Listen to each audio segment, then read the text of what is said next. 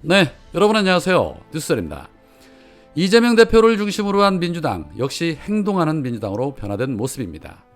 오늘 민주당은 도이치모터스 주가 조작 재판 과정에서 나온 이 김건희 녹취록을 근거로 해서 윤석열을 허위사실 유포 혐의로 공수처와 서울중앙지검에 고발장을 접수했습니다.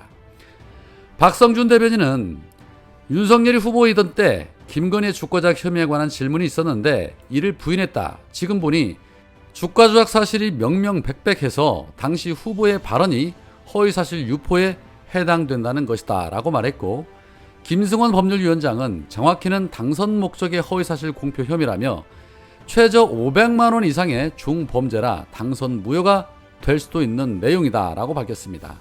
그러나 현행 헌법 84조에는 대통령은 내란 또는 외환의 죄를 범한 경우를 제외하고는 재직 중 형사상의 소출을 받지 아니한다라고 되어 있기 때문에 현실적으로 형사처벌은 어렵습니다. 이에 대해서 박성준 대변인은 형사고발은 정치적 상징 의미가 있는 것이다. 당연히 적용이 안 되지만 임기가 끝난 뒤 5년 뒤에는 수사가 가능하다.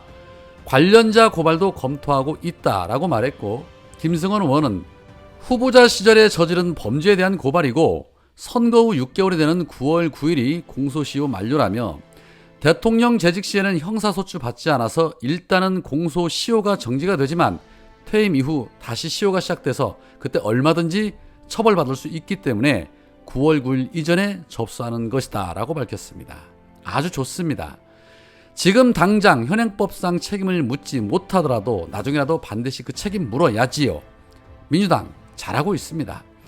윤석열이 물러나고 공소시효가 다시 시작되면 재판을 받을 수 있고 또 100만 원 이상의 벌금형이 나오면 윤석열의 소속 정당이었던 국임당이 이 보존받았던 선거 비용까지 토해내야 하는 상황도 만들 수 있습니다. 먼 얘기 같지만 어쩌면 그리 멀지 않은 시점에 가능할 수도 있지 않을까 하는 생각이 듭니다. 국민은 하루하루가 10년처럼 느껴지고 있습니다. 자, 관련해서 오늘 윤석열 출근길에 우리나라 전역이 역대급 태풍 흰남노의 영향권 안에 들어 오늘 자정을 넘어서는 제주를 비롯해서 남부지방을 강타할 것으로 예상된다. 정부는 긴장을 늦추지 않고 국민의 생명과 안전을 위해 최선을 다하겠다라고 말했습니다. 자, 이에 기자가 그러면 오늘은 퇴근 안 하시고 상황을 챙기느냐라고 묻자 오늘은 제가 비상대기를 좀 할 생각이다 라고 입을 털었습니다.